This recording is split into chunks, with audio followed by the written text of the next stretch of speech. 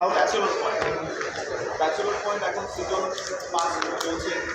OTT প্ল্যাটফর্মে যদিও এটা 1 থেকে 8 এপিসোড রিলিজ হয়েছে। পাশাপাশি ডিরেক্টর যেটা বলেছেন অ্যানাউন্স প্রোগ্রামে যে এটি বুম ফিল্মসের ইউটিউব চ্যানেলে এবং চ্যানেল আইতে ধারাবাহিকভাবে এটি প্রচারিত হবে। কিন্তু আমার যেটি নজরে এসেছে নাগরিক হিসেবে, যেটা আমাকে খুবই হতাশ করেছে এবং আহত করেছে, সেটা হচ্ছে হোম ফিল্মসের ফেসবুক পেজে এই নাটকের কিছু খণ্ডিত অংশ ট্রেলার আকারে এসেছে এবং সেখানে আমি দেখেছি অসংখ্য আপত্তিজনক অশালীন ডায়লগ সেখানে এই নাটকে আছে, যেটি আমাদের বাংলাদেশের যে যুক্তি আইন, বাংলাদেশ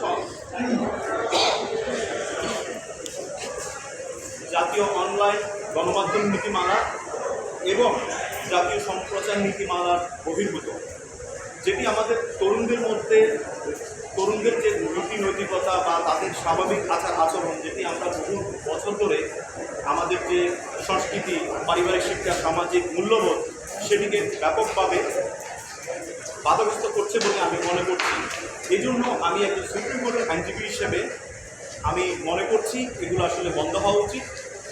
এবং যেহেতু বাংলাদেশের নাটক শিল্প খুবই প্রসিদ্ধ, পরিবারের সবাই মিলে দেখার মতো বিনোদনের একটি মাধ্যম বলা যায়। পরিবারের সবাইকে নিয়ে আমরা দেখি।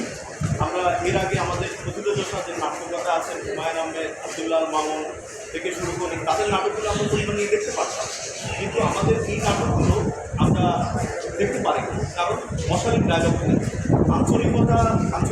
আঞ্চলিক যে ভাষাগুলো, সেটি কিন্তু আমাদের ভাষার অলঙ্কার, কিন্তু আঞ্চলিকতার মধ্যে কিছু গালি আছে, সেগুলোকে তুলে আনার কোনো মানে হয় না। সেগুলো অভিনেতারা, আমি বিশেষ করে যেটি বলবো, যে মার্জুক রাসেলের মুখ দিয়ে রোয়াকে কিছু শব্দ উচ্চারিত হয় যেগুলো খুবই আপত্তিকর এবং এগুলো গালি, এতে কোনো বিপরীত হয় না, সরাসরি এগুলো প্রচারিত হচ্ছে, যেটি আমি মনে করি এটা শিশুদের, কোমলমতি শিশুদের, যেহেতু এখন ইউটিউব, ফেসবুকে শিশু কোনো সবাই সেখানে প্রবেশ করে এবং হচ্ছে কন্টেন্টগুলো দেখে। আরেকটি কথা, বিশেষ করে 14 জুন 2025 কাজল আরিফিন অমিত সাক্ষাৎকার দিয়েছিলেন বাংলাদেশের জাতীয় দৈনিকে সাক্ষাৎকার দিয়েছেন।